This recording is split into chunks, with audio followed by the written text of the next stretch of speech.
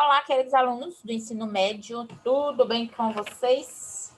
Espero em Deus que vocês estejam bem, estejam se fortalecendo seu sistema imunológico, equilibrando-se espiritualmente, fisicamente e psicologicamente, para vencermos essa batalha, não é, queridos? Vamos lá para a nossa aula de hoje, estamos estudando as plantas, né? Botânica.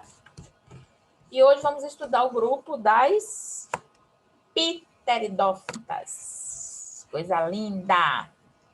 A gente já passou pelos musgos, aquele limozinho, né? Que necessita da água para sobreviver. Aparece em épocas de inverno, né? A gente vê aquele limo nas paredes, nos chãos. Agora a gente vem para as pteridófitas, que são plantas já maiorzinhas. As pteridófitas, cujos principais representantes são as samambaias e avencas. Antigamente a gente tinha muitas samambaias nas casas, né? Era febre, era moda ter samambaia em casa. Surgiram no período devoniano, há cerca de 400 milhões de anos, época que apareceram os primeiros anfíbios e os primeiros insetos. Elas provavelmente têm origem em plantas semelhantes às briófitas. O corpo das pteridófitas está organizado em raiz, caule e folhas. A raiz absorve do solo a água e sais minerais, o caule transporta as substâncias da raiz às folhas e das folhas à raiz. Algumas pteridófitas têm um tipo de caule chamado de rizoma, que cresce sob o solo em posição normalmente horizontal. As folhas produzem matéria orgânica por meio da fotossíntese. Aqui, ó, os soros, no caso das samambaias, são a material que vai ser pulverizado, né? É importante para a reprodução. Sistema de condução, ó, é composto por microscópicos túbulos, os vasos condutores que ligam raízes às folhas. Uma parte do sistema de condução, formado por vasos lenhosos e xilemáticos, conduz água e sais minerais das raízes para as folhas. A outra parte do sistema de condução é composta por vasos liberianos ou floemáticos, que levam matéria orgânica produzida nas folhas até o caule, a raiz. Ok? Classificação, ó, pterófitas, licófitas, pisilófitas e cefnófitas.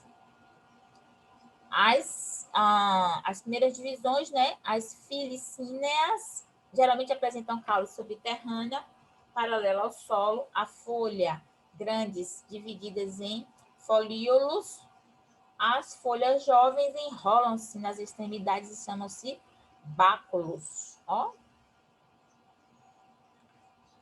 Na divisão licofita, os representantes mais conhecidos são os Lycopodium sp e Salaginella sp. Plantas de pequeno porte em regiões temperadas, ó. A divisão das filotófitas é um pequeno grupo com plantas muito simples e parecidas com as primeiras plantas vasculares. Ok? Então, a gente vê aqui, ó, a representação delas. Tipo de reprodução. A assexuada pode acontecer por brotamento. No caso, o rizoma cresce, dando origem aos pontos chamados de estolões ou estolhos, em que brotam raízes e folhas. Ao fragmentar-se nesses pontos, o rizoma torna independente cada nova planta recém-formada. A gente vê ali o desenhozinho. Na reprodução sexuada, onde há, né, a troca de gametas, ocorre por alternância de gerações. O esporófito é o indivíduo diploide 2N, duradouro como raiz, caule e folha. O gametófito, também chamado de protalo, é o indivíduo haploide N, transitório com cerca de 1 centímetro de altura. Então, ao ciclo reprodutivo da samambaia, que a gente tem aqui, vamos explicar direitinho na nossa aulinha de Zoom, ó. Mas aqui tá bem Interessante, né? Essa representação. O zigoto desenvolve-se dentro do arquegônio, tornando-se um embrião que se diferencia em um esporófito adulto do exêmio. A princípio, o esporófito é totalmente dependente do gametófito, posteriormente passa a produzir seu próprio alimento.